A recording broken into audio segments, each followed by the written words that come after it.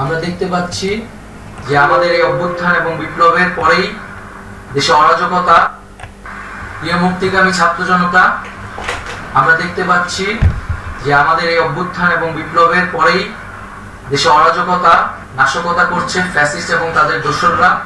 আমরা দেখতে পাচ্ছি যে বিভিন্ন জায়গায় এখন গোলাগুলি চলছে, মন্দিরে হামলা হচ্ছে এবং নাশকতা ও লুটপাট করছে।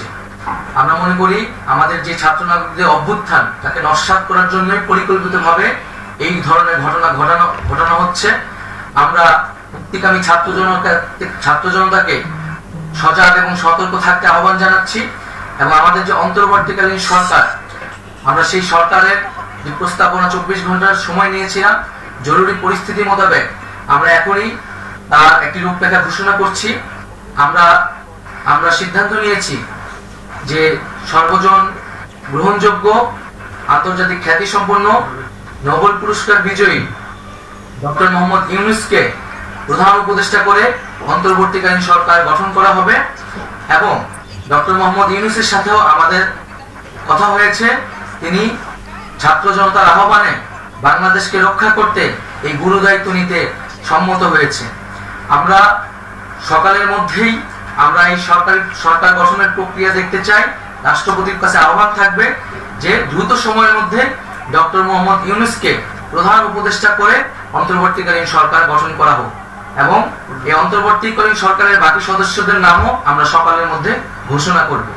প্রিয় বন্ধুগণ, দেশে যে অরাজকতা চলছে, মানুষের জীবনে নিরাপত্তাহীনতা চলছে, সেজন্য আমরা রাষ্ট্রপতির কাছে আহ্বান জানাচ্ছি দেশে আইন শৃঙ্খলা পরিবেশ ফিরিয়ে আনার জন্য দ্রুত সময়ের মধ্যে কার্যকর ব্যবস্থা নিতে হবে এবং আইন শৃঙ্খলা বাহিনীকে সহযোগিতা করার জন্য মুক্তিকামী ছাত্র জনতাও রাজপথে থাকবে এবং অন্তর্বর্তীকালীন সরকার গঠন না হওয়া পর্যন্ত মুক্তিকামী ছাত্র জনতাকে রাজপথে থেকে তাদের যে অভ্যুত্থান, সেই অভ্যুত্থানকে রক্ষা করতে হবে।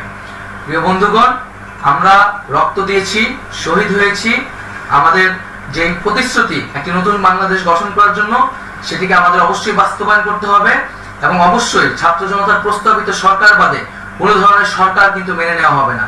আমরা বলেছি কোনো ধরনের সেনা শাসিত সরকার অথবা সেনা সমর্থিত সরকার অথবা এই ফ্যাসিস্টদের দোসরদের কোনো বিটিম সরকার কিন্তু আমরা মেনে নেব না। কোনো গণবিরোধী সরকারকে মেনে নেওয়া হবে না।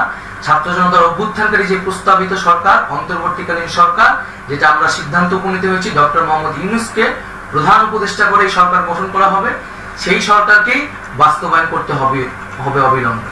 আগামীকাল সকাল থেকে সকলকে আহ্বান জানাচ্ছি রাজপথে থাকার জন্য এবং আমাদের যে সাম্প্রদায়িক সম্প্রীতি